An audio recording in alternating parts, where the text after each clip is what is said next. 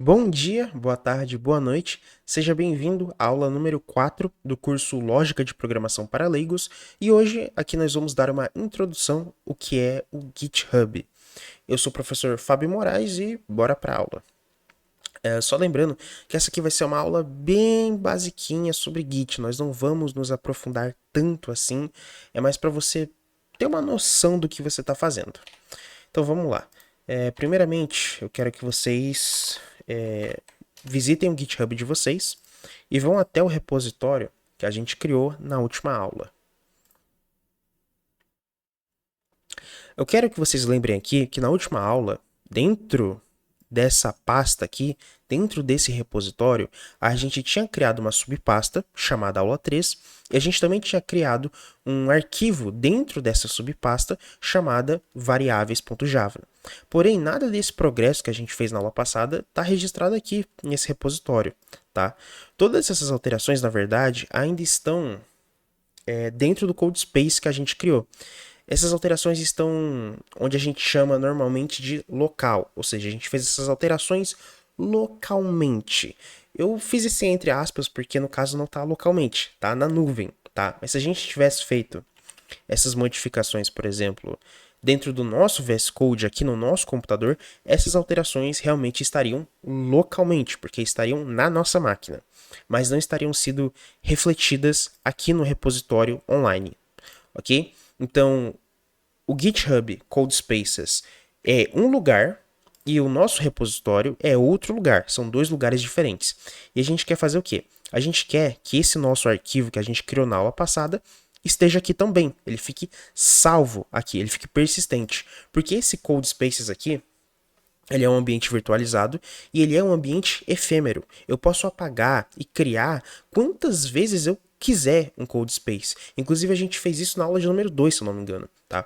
Então esse code space, ele foi feito para ser efêmero, para durar pouco, para ser conseguido ser deletado de forma rápida e ser subido de forma rápida. Esse é o objetivo de qualquer ambiente virtualizado, na verdade, tá? Então a gente quer sincronizar as alterações que a gente fez com o nosso repositório aqui, que isso sim é uma coisa mais persistente, mais permanente. Isso aqui não é efêmero, tá? Isso aqui só vai ser apagado se eu quiser. Se eu clicar aqui nas configurações e vir aqui embaixo em deletar esse repositório, eu posso deletar, mas tem um custo, eu tenho que clicar várias vezes, eu tenho que digitar isso aqui. Eu posso apagar o repositório se eu quiser, mas ele é uma coisa muito mais permanente do que um code space. Inclusive, se um code space ficar muito tempo inativo, ou seja, eu não acessar ele por uma semana, se eu não me engano, ele é deletado, tá? Porque querendo ou não, isso aqui está ocupando espaço, isso aqui não é, isso aqui é de graça. Mas para manter isso aqui, a empresa que está mantendo esse code space, ela tem um custo com isso. Então, por exemplo, se eu deixar isso aqui uma semana inativo, não acessar esse espaço aqui, ele vai ser deletado e todas as minhas alterações vão ser perdidas. Já o repositório não, tá? O repositório eu posso deixar aqui e ele vai ficar aqui para sempre, porque a empresa GitHub garante que o meu repositório não vai ser apagado por qualquer coisinha, por qualquer besteira. É claro que a minha conta pode ser derrubada, mas pô, tem que fazer uma besteira muito grande para minha conta ser derrubada aqui, tá? Então o que a empresa GitHub fornece? O repositório, ele é permanente. O Codespace, ele é efêmero, pode ser derrubado a qualquer hora, ok? Dito isso, nós temos que entender as fases para a gente levar esse nosso código que a gente fez daqui para o Codespaces do local até o repositório. A gente faz isso em três estágios, ok? Primeiro, nós temos que colocar as nossas alterações em stage. O stage é justamente a preparação eu vou ter que para o commit, tá? Isso aqui é o stage, nós estamos preparando as alterações que a gente já realizou. Nós temos o commit. O commit é igual a um conjunto de alterações. Então vamos supor aqui, você está desenvolvendo um programa, e esse programa você resolveu dividir o desenvolvimento dele em três partes lógicas, tá? Normalmente a gente divide os commits por parte lógica. Então você faz a parte 1, você fez todas as alterações que você tinha que fazer, e aí você junta todas essas alterações em um commit só. Então, commit 1. Aí você fez a parte 2, junta todas as alterações que você fez no commit 2. E aí, na parte 3, e assim por diante, se tiver mais partes. Então, um commit é um conjunto de alterações que vem tudo junto. E o stage é a preparação para a gente realizar um commit. Por exemplo, eu posso ter começado a parte 1 e a parte 2 desse código, dessas alterações que eu acabei de falar, juntos, em paralelo. Mas eu quero subir a parte 1 e a parte 2 separadamente. Então eu posso escolher quais alterações eu quero mandar para um commit ou não, ok? Por isso que serve o stage, para escolher, preparação, escolha de alterações para um commit. Então aqui no stage eu escolho quais alterações vão para um commit, e um commit é um conjunto de alterações que eu fiz. E aí tem o push, e o push é a publicação dessas alterações. Tá? O push é justamente o publicar essas alterações. Então, quando eu der o push, essas alterações vão aparecer. Então, a gente vai passar agora por todos esses estágios até essas mudanças se tornarem permanentes nessa aula. Então, vamos lá. A gente vai clicar aqui nesse ícone aqui chamado controle de código fonte. Tá? Ele vai carregar aqui, ou era para carregar. Tá carregando, beleza. Aqui ele está me mostrando as alterações que eu fiz. Ele não mostra pastas novas criadas, tá? Eu posso criar aqui 50 pastas novas que ele não vai me mostrar as pastas. Ele só me mostra os arquivos. E se esse arquivo está numa pasta, obviamente a pasta aula 3 vai ser comitada junto com o arquivo, porque a pasta está dentro do arquivo, ok? Aqui ele deve estar carregou as alterações. Inclusive, eu vou criar um arquivo aqui, um novo arquivo, chamado arquivo inútil.txt. E aqui dentro vai ter um arquivo muito inútil que não serve para nada. Então aqui eu só criei esse arquivo, eu não quero subir ele para cá, eu só quero que criei ele para a gente poder trabalhar melhor esses conceitos aqui de stage, commit e push. Então, beleza. Aqui eu tenho duas alterações, tá? E eu só quero commitar a variáveis.java. Eu não quero que esse meu arquivo inútil aqui seja commitado. Então, o que eu vou fazer? Eu vou clicar aqui nesse ícone chamado stage changes, que vai justamente colocar esse meu arquivo aqui no stage. Beleza, agora nós temos duas áreas aqui, né? Uma área onde eu mostro as alterações que estão em stage, as alterações que estão preparadas para ser um commit, e as alterações que não estão em stage. Então tem essa diferença aqui. Alterações e alterações que estão em stage. Aqui eu tenho que escrever uma mensagem, tá? Bom, pode ser qualquer mensagem, como a mensagem que estava aqui, mas de preferência uma mensagem que faça sentido.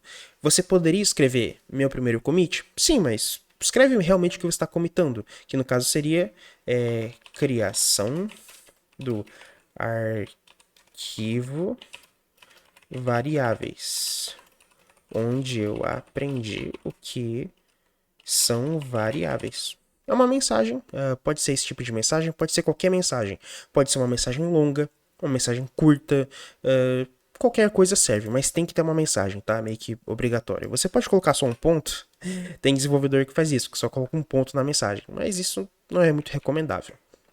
Então eu tenho uma mensagem, eu tenho alterações que estão em stage, lembrando que poderia ter mais alterações aqui se eu tivesse criado mais arquivos, e eu tenho uma alteração que não está em stage, porque eu não quero que ela vá adiante, eu só quero que ela fique aqui no meu ambiente local, dentro desse code space. Então aqui eu vou confirmar, e beleza. Então agora eu só tenho alterações que não foram comitadas ainda, só esse arquivo aqui. E o arquivo variáveis já foi comitado.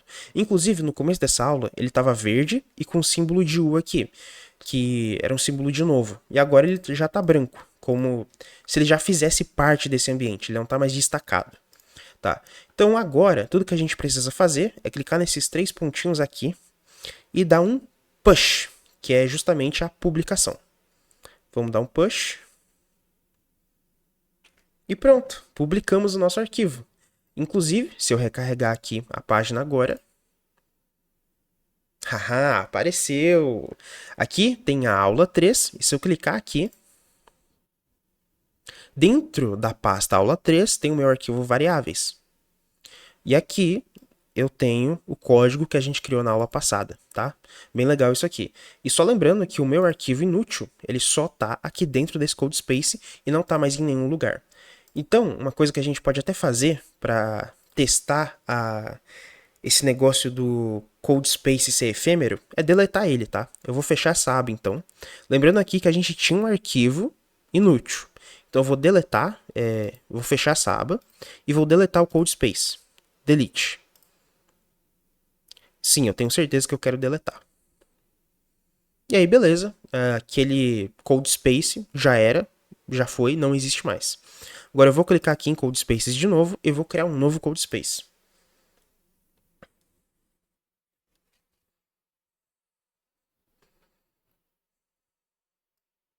E aí ele vem com todas as configurações zeradas e ele puxa as configurações da sincronização em nuvem, como eu expliquei na aula 2. Por isso que ele já vem com um tema, já vem com certas extensões instaladas e tudo mais.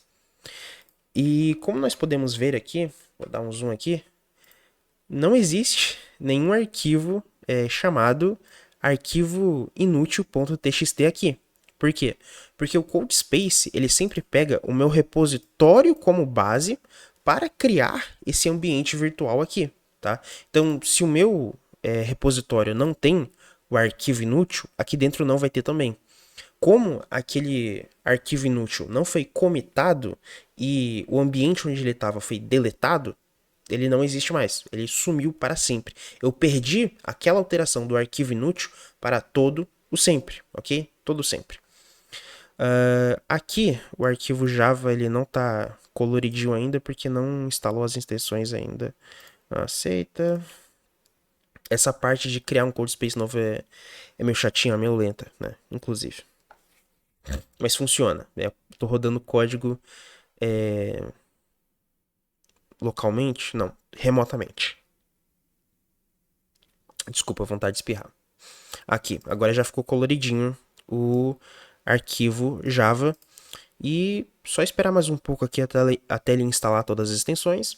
Beleza, instalou todas as extensões. E a partir daqui eu já posso trabalhar e criar novos arquivos aqui. Eu posso, por exemplo, criar um arquivo novo .java. Aí ele criou um novo arquivo. Esse arquivo agora ele tá verde porque ele não foi comitado, tá? Então é basicamente isso que eu queria mostrar nessa aula. Todo o ciclo que a gente usa para mandar alterações para o nosso repositório, que é o stage, o commit e o push, tá? Tem muito mais coisas que a gente poderia falar sobre Git, sobre GitHub. Esse é um assunto que dá um curso completo por si só, ok? Porém, isso aqui é o básico que a gente precisa saber para trabalhar com o GitHub. Talvez mais para frente no curso a gente crie, por exemplo, branches diferentes, que é um assunto um pouco mais complexo, um pouco mais legal de trabalhar, mas muito provavelmente não, tá? Muito provavelmente a gente vai continuar aqui só nesse basiquinho, que é o stage, o commit e o push, tá? Só isso, basicamente. Então, muito obrigado por assistir essa aula. Na aula que vem, inclusive, eu já estou preparando o material. Esse aqui é o slide só da aula 4. Deixa eu acessar meu drive de novo. Esse aqui é só material da aula 4. Eu já estou preparando o material da aula 5, dando spoilers aqui. E... Classroom... Já estou preparando a aula 5, que vai ser sobre os tipos de variáveis. Nós vamos terminar esse assunto sobre o que são variáveis, e aí a gente vai conseguir avançar para o próximo assunto depois que a gente tratar sobre esse. Então, muito obrigado por ter assistido até aqui, e eu te espero na próxima aula. Muito obrigado.